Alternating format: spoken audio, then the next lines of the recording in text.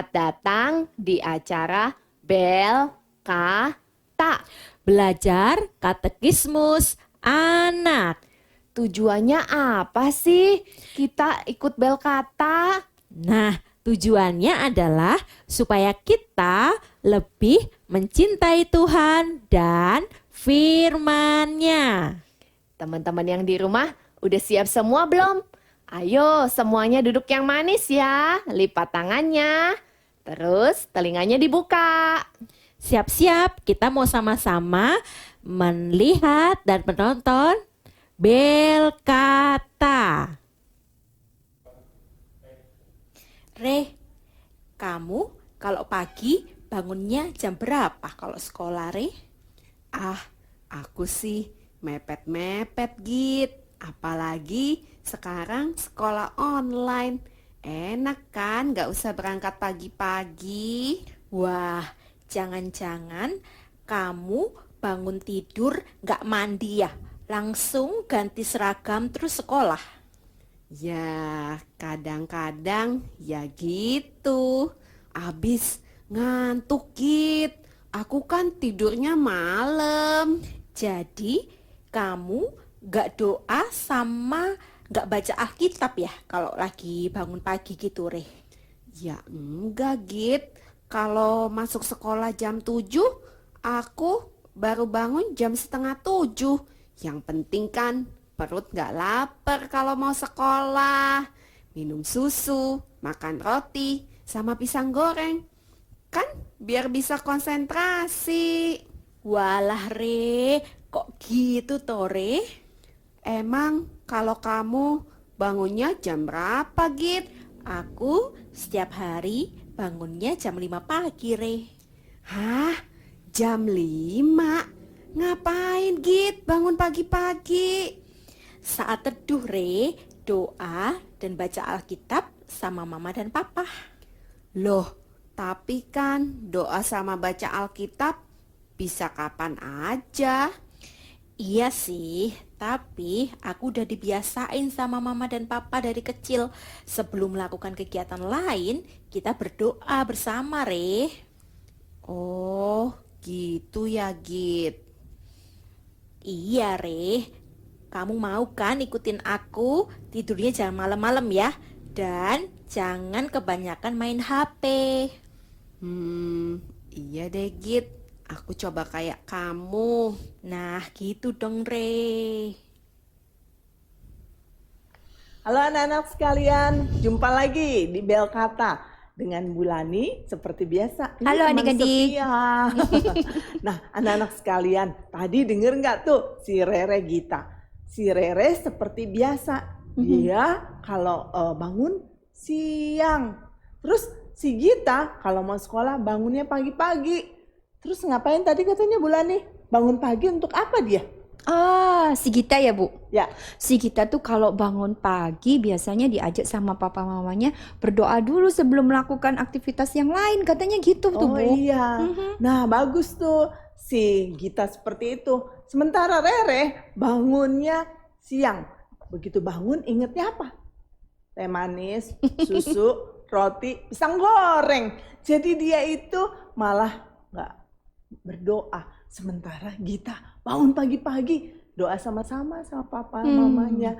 Nah, coba lihat contoh yang baik yang mana ya. Nah, hari ini anak-anak akan siap dengerin ya pertanyaan-pertanyaan di dalam Bel Kata hari ini. Apa yang mau dipelajari ya? Ayo kita dengarkan. Git, tadi kan kata kamu suka berdoa sama papa mama. Sebenarnya apa sih Git yang dimaksudkan dengan berdoa itu? Gini loh, Re. Kalau aku berdoa itu sama mama papa, katanya ngomong sama Tuhan, bicara sama Tuhan. Cuma kalau untuk paham apa yang dimaksud dengan doa itu, kayaknya kita perlu deh penjelasannya Bulani sama Bu Agustin. Ayo kita tanya yuk Git. Ayo. Nah, Ya, Bu Agustin nih, saya mau kasih apa ya? Kasih cerita sedikit boleh ya? Ya, apa? Nah, ceritanya gini, adik-adik tahu nggak? Setiap orang termasuk kita tuh ternyata punya ciri. Cirinya nggak hanya satu nih. Misalnya ada yang kulitnya terang, gelap, kemudian ada yang, maaf nih ya Bu, ada yang kurus, ada yang gemuk, ada yang rambutnya keriting, ada yang lurus juga. Nah, ternyata setiap orang tuh diciptakan ada ciri-cirinya ya Bu masing-masing. Iya, Nah, iya, iya. bahkan termasuk saudara yang kembar sekalipun kayaknya pasti ada perbedaannya, nggak mungkin persis sama. Walaupun mukanya sama persis, tapi Tuhan ciptakan mereka tuh tetap ada bedanya. Ya. Nah, kalau orang Kristen, ternyata jadi orang Kristen tuh kita juga punya ciri loh Bu.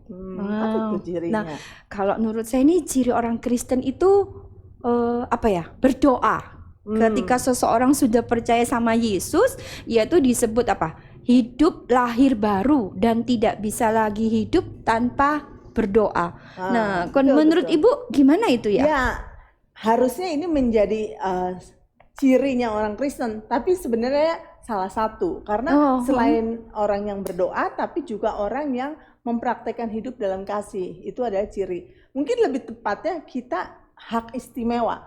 Artinya apa? Hak istimewa kita adalah di hadapan Tuhan kita bisa datang kepada Bapa, berdoa, berbicara dengan Bapa kita. Itu hak istimewa karena kita menjadi orang yang dikuduskan untuk menyembah Allah yang sejati. Itu hak istimewa kita sebagai orang Kristen. Maka boleh kita bilang bahwa ini adalah salah satu ciri orang Kristen, yaitu berdoa. Tapi ini juga lebih dari itu, hak istimewanya kita, yaitu kita bisa berdoa kepada Tuhan. Itu Bulan.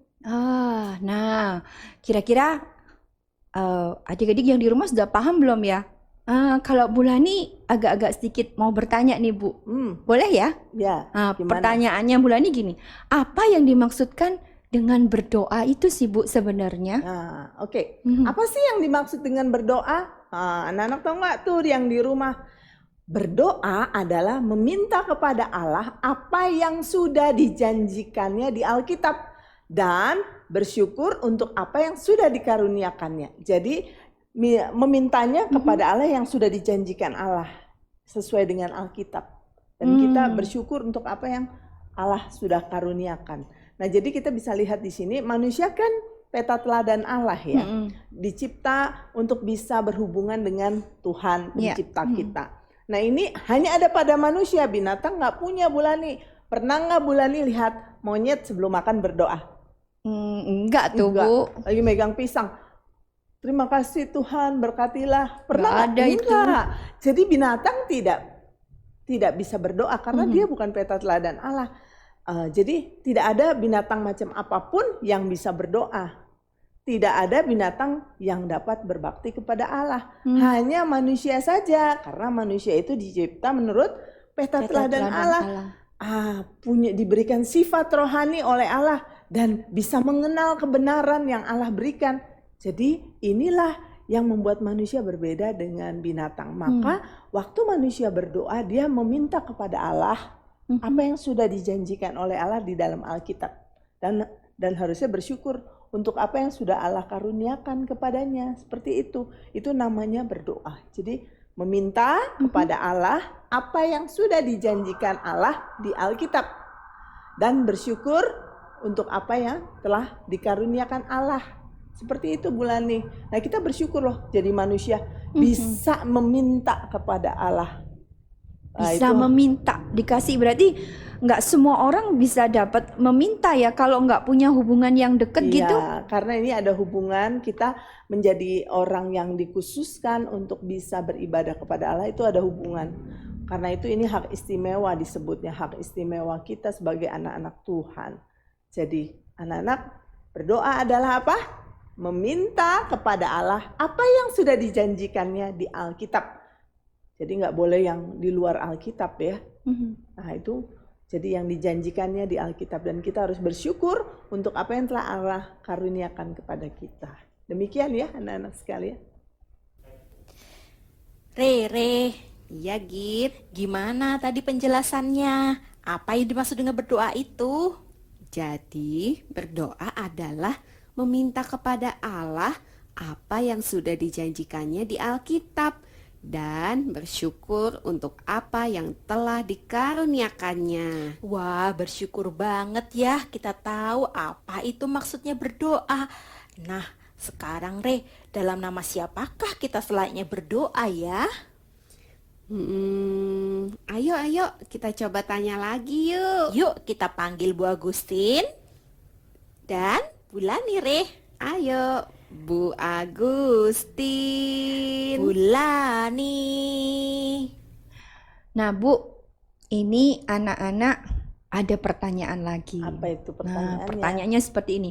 Dalam nama siapakah kita itu selayaknya berdoa? Nah, dalam nama siapa ya kita harus berdoa itu? Dikatakan dalam nama Yesus Kristus saja. Ya.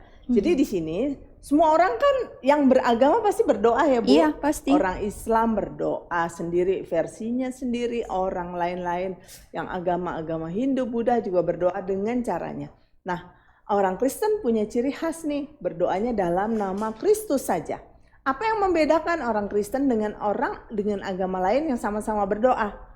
Alkitab mengajarkan bahwa orang Kristen mampu berdoa dengan rendah hati dan penuh keyakinan bahwa Tuhan akan mendengar dan menjawab doa-doa kita. Karena Allah sudah datang melalui Tuhan Yesus Kristus. Sehingga doa orang Kristen itu akan jadi berbeda dengan doa-doa orang agama lainnya yang tidak percaya kepada Tuhan Yesus. Jadi kita tidak berdoa dengan nama-nama lainnya, misalnya kita tidak berdoa di dalam nama Bunda Maria, tidak, atau di dalam Santa apa, tidak. Nah, orang Kristen berdoa satu-satunya manusia kepadanya kita berdoa hanya di dalam Tuhan Yesus saja. Karena Dia, Yesus adalah manusia dan juga Allah yang sudah menebus dosa-dosa kita. Jadi oleh karena Kristus yang mati di kayu salib, maka doa kematian Kristus dan orang-orang yang sudah ditebusnya, maka Kristus menjadi jaminannya di sini. Maka doa kita di dalam nama Kristus Yesus saja akan sampai kepada Bapa kita, seperti itu. Jadi di dalam nama Yesus Kristus, tidak bisa di dalam nama lain karena Yesuslah yang sudah menebus dosa-dosa kita. Seperti itu, Bu. Jadi nggak bisa ditambahin embel-embel lain gitu, Bu? Nggak boleh. Nggak boleh, hanya harus di dalam nama Kristus Yesus saya. Itu yang membedakan dengan doa-doa orang lain. Seperti itu. Ya Ibu akan lihat doa, anak-anak bisa lihat orang lain, agama lain berdoa. Pasti lain doanya dengan Kristen. Kristen berdoa dalam nama Yesus Kristus saja. Tidak ada yang nama lain. Seperti itu. Oke, anak-anak ngerti ya? Rere, iya Git, sekarang aku sudah paham benar nih. Dalam nama siapakah selayaknya kita berdoa hanya dalam nama Kristus saja. Wah, bener banget Git. Sesuai penjelasannya tadi kita jadi jelas ya Git ya. Iya Re. Terus aku mau tanya lagi nih. Doa apa yang diberikan Allah untuk mengajar kita berdoa? Aduh, aku bingung. Teman-teman di rumah bisa jawab nggak? Wah, kalau kita sama-sama bingung, kita tanya yuk sama Bu Lani sama Bu Agustin. Ayo. Bu Agustin, sudah siap nih. Ada Apa pertanyaan lagi. Apa itu? Pertanyaannya, tadi Rere kita tanya apa ya? Sebentar. Ini nih baru ingat. Doa apa yang diberikan Allah untuk mengajar kita berdoa? Oke. Doa apa yang diberikan Allah untuk mengajar kita untuk berdoa? Jawabannya adalah doa Bapa kami. Jadi kita doa seperti doa yang diajarkan oleh Tuhan Yesus, yaitu doa Bapa kami. Nah, Alkitab mencatat bahwa satu hari murid-murid itu meminta Tuhan Yesus untuk mengajar mereka berdoa. Ya, kita harus belajar untuk berdoa dengan benar. Ya, karena itu di sini kita lihat lalu Tuhan Yesus mengajarkan murid-murid bagaimana mereka harus berdoa. Tuhan memberikan kepada mereka sebuah doa yang disebut doa Bapa kami. Nah, ini bukanlah doa Tuhan Yesus, bukan, tapi ini doa yang diajarkan Tuhan untuk menjadi doa para murid, ya. Dan untuk menjadi petunjuk, jadi kriteria, patokan, standar bagaimana orang Kristen harus berdoa. Agar apa? Agar doa-doa mereka itu sesuai dengan kehendak Allah, diterima dan diperkenan olehnya. Maka Tuhan Yesus mengajarkan doa ini namanya doa Bapa kami. Supaya doanya nggak salah, Bu. Maka Tuhan Yesus mengajarkan doa Bapa kami. Oh, seperti itu. Ya. Tapi kalau misalnya kita berdoa maksudnya nggak pakai doa Bapa kami, itu kita boleh juga kan, Bu? Boleh, tetapi prinsip doa yang diajar Tuhan Yesus, doa Bapa kami ini adalah menjadi dasar, menjadi petunjuk, standar. Isinya itu orang Kristen bagaimana sih harus berdoa? Sebab doanya supaya sesuai dengan kehendaknya Allah. Gitu. Gak boleh doa egois, doanya buat Tuhan tolong aku, Tuhan berikan kepada saya, aku. Akhirnya di doa egois. Mana? Jadi di sini Tuhan mengajarkan agar doa-doa mereka sesuai dengan kehendak Allah, diterima dan diperkenan oleh Allah. Ya ini Tuhan Yesus mengajarkan doa Bapa kami. Ngerti ya anak-anak? Ngerti. Oke, Bulani ngerti, anak-anak pasti ngerti. Iya, harus itu. Oke anak-anak sekalian, ya jadi paham ya apa arti berdoa dan apa yang diajarkan doa oleh Tuhan Yesus Kristus. Jadi anak-anak, jadi orang Kristen punya hak istimewa berdoa. Jadi jangan malas berdoa. Mulai sekarang sungguh-sungguh berdoa kepada Tuhan. Baik, sampai di sini, sampai jumpa ya di bel kata selanjutnya. Dadah. Dah.